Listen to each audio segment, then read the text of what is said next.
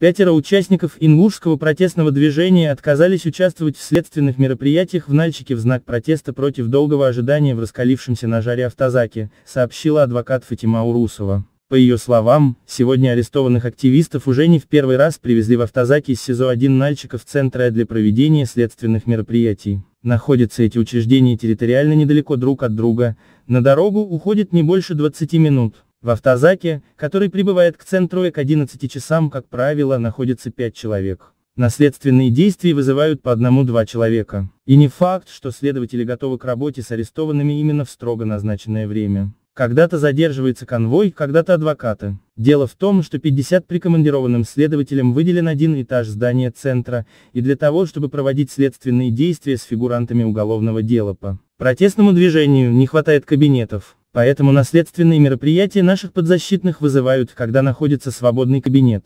Обычно следственные действия заканчиваются к 17 часам, рассказала корреспонденту Кавказского узла адвокат Магомеда Хамхоева Фатима Урусова.